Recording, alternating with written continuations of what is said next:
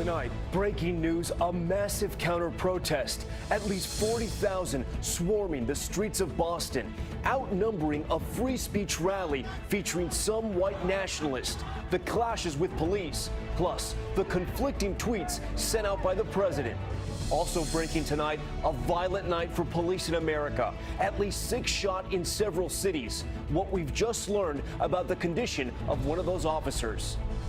Bannon unleashed, the newly ousted chief strategist to the president, vowing to wage war on anyone who stands in Trump's way, but telling one publication the Trump presidency, quote, "we fought for and won," is over.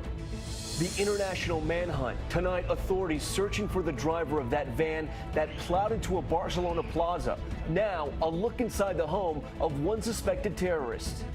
And eclipse fever. From gas lines to traffic jams, the race is on to witness history in the sky. From ABC News, this is ABC World News Tonight. And good evening. Thanks for joining us on this Saturday. I'm Tom Yamas, and we begin tonight with breaking news. A massive demonstration in Boston. Counter-protesters vastly outnumbering a free speech rally that many feared would be attended by white nationalists. This is the scene today from the sky. Tens of thousands marching towards Boston Common, many chanting against hate. The massive crowd met by a heavy police perimeter, separating them from a small group trying to speak in that free speech rally. Boston police reporting 27 arrests and some skirmishes. You see them there between counter-protesters and police, including reports of rocks thrown at cars. Officials in Boston calling it a successful day, and President Trump watching and wading back into the free speech debate. ABC's Stephanie Ramos is in Boston tonight. Dueling protests making for a tense day on the streets of Boston, with police working desperately to not have their city turn into a repeat of what happened in Charlottesville. Nearly 40,000 people converging across the city to try and stop this much smaller free speech rally. Many feared white nationalists would show up despite denials from the group's organizers.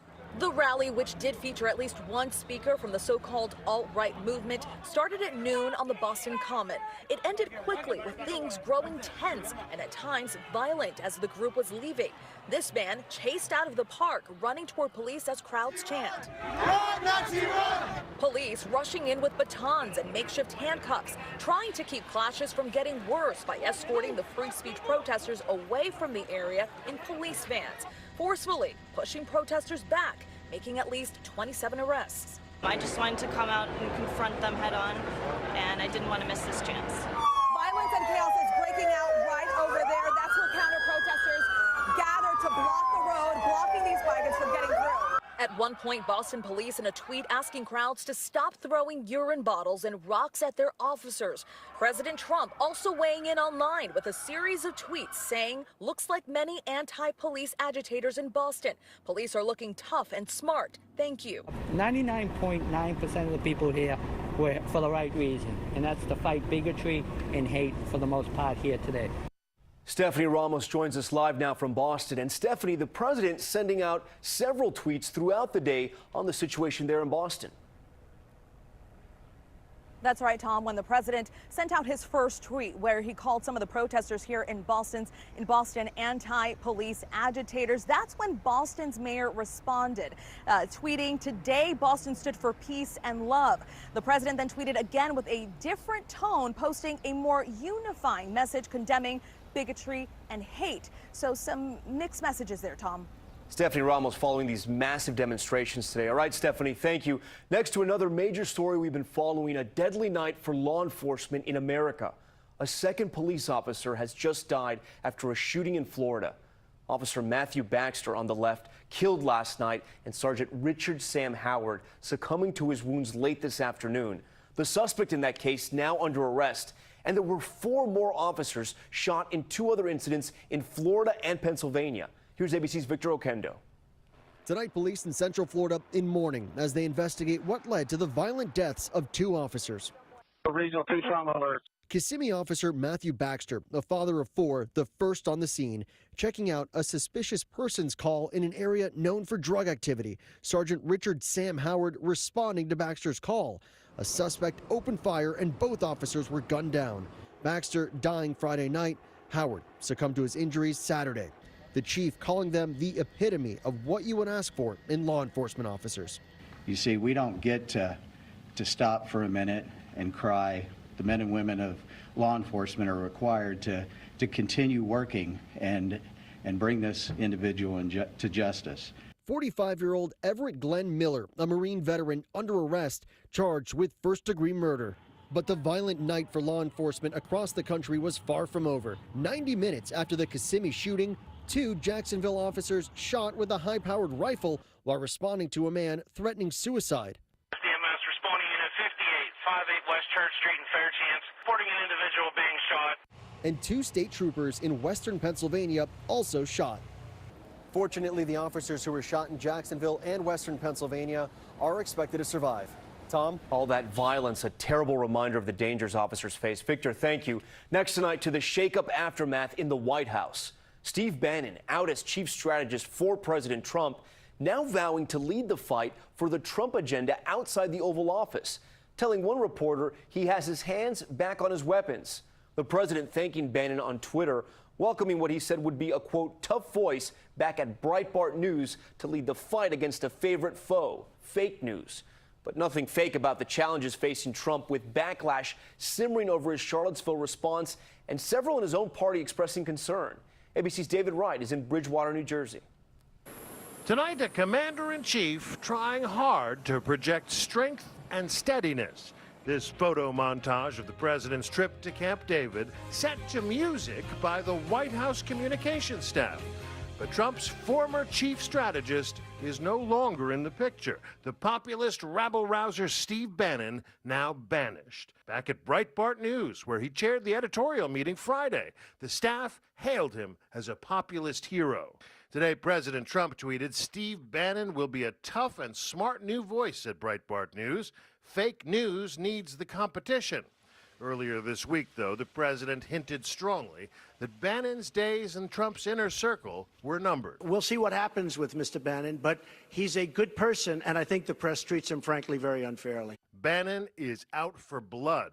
"I feel jacked up," he told the Weekly Standard. "Now I'm free. I've got my hands back on my weapons." Someone said it's Bannon the Barbarian. He told the New York Times, "Anyone who stands in our way, we will go to war with." And to Bloomberg, he clarified he's going to war for Trump against his opponents on Capitol Hill, in the media, and in corporate America. Bannon's combative approach has ruffled feathers in both parties. If you think they're going to give you your country back without a fight, you are sadly mistaken. Every day it is going to be a fight. Today, he reserved the right to take on some of his former colleagues who don't share his America First values. Bannon derisively calls them White House Democrats. Looking back at Trump's inaugural address, which he helped to write, This American carnage stops right here and stops right now. Bannon said, "The Trump presidency that we fought for and won is over. We still have a huge movement, and we will make something of this Trump presidency, but that presidency is over." And David Wright joins us live now from Bridgewater, New Jersey. He's traveling with the president. David, today the White House announced that the president will not be attending the Kennedy Center honors this year. That's right. The honorees this year include Gloria Estefan, LL Cool J, Lionel Richie, and Norman Lear. And several of them have said that they would accept the honor but skip the ceremony because of Trump. Well, today the president and First Lady announced that they will skip the ceremony to allow the honorees a chance to celebrate without political distraction. Tom? David Wright, thank you. And Martha Raddatz will have much more on all of this and the White House State of Play tomorrow on This Week. We turn overseas now to the desperate manhunt after those deadly terror attacks in Spain. Authorities searching for this man, believed to be the driver of the white van that slammed into that plaza in Barcelona. The search ongoing as we get our first look inside the home of one of the terror suspects and learn much more about the American victim. ABC's James Longman is in Barcelona tonight. Tonight, the urgent manhunt for the suspected driver of this white van. Authorities believe 22-year-old Yunus Abu Yaqub is still on the run. This is Ripoll, a small town in the mountains just outside of Barcelona. At least 8 young men came from here, forming a terror cell intent on launching deadly attacks. Including the suspected driver. Inside his home, furniture turned upside down by investigators, food still on the kitchen counter, a Quran lies abandoned. This map shows just how many suspects allegedly lived here. Several sets of brothers, most of them Moroccan-born. In the local mosque, worshippers are shocked and angry. So these men are telling me these are lists of people who donate to the mosque, and you can see Yunus Abu Yaqub here, the man on the run, hasn't donated anything to this place. Tonight, the faces emerging of some of the 14 victims who did not survive. Among them, Jared Tucker from California. His wife couldn't find him. Then, getting some difficult news from a friend who saw his photo on Twitter. He looked pretty injured, but she couldn't really tell. And I ended up seeing the picture, and it was definitely him. He loved people. He loved his family.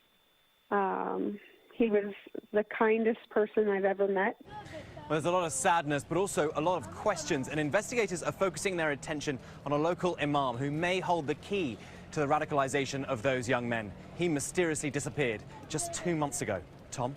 James Longman on that international manhunt. James, thanks. Back here at home and an update tonight on Senator John McCain's brain cancer fight. The Arizona senator completing his first round of chemotherapy, tweeting out a photo with staff from the Mayo Clinic. McCain then posting this image on a hike in Arizona, a visit with Senate pal Senator Lindsey Graham and former Senator Joe Lieberman. The caption, "Three amigos together again." Next tonight to Oregon, where a wildfire is forcing the evacuation of 600 residents. Firefighters facing gusty winds as they try to stop the Millie fire from destroying homes. Nearly 8,000 acres burning in a part of the state that is expecting an influx for Monday's historic eclipse. And on that eclipse, that pilgrimage underway for millions as eclipse fever hits the USA. But getting to that perfect spot is proving to be a challenge, as ABC's Marcy Gonzalez is in Lincoln City, Oregon, where the path of totality, that's right, the path of totality will begin.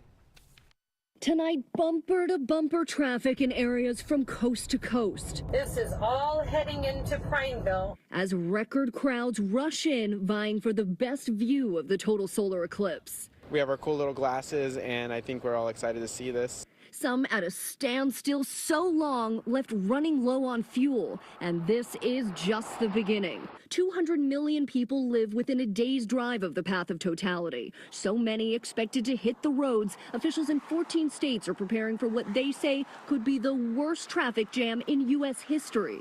Some states trying to ease congestion by stopping all road construction Monday and calling in the National Guard to help with traffic control. We're ready to do that. Already long lines for gas. It's busy here. Hotels booked up for miles. Makeshift campgrounds filling up fast. We've been turning folks away for 3 days. And those essential solar eclipse glasses selling out. You can't find them anywhere. Ahead of what's expected to be the most watched total eclipse ever. And Tom, just 8,500 people live here in Lincoln City, Oregon, but they are expecting 100,000 people to be here by Monday. Tom?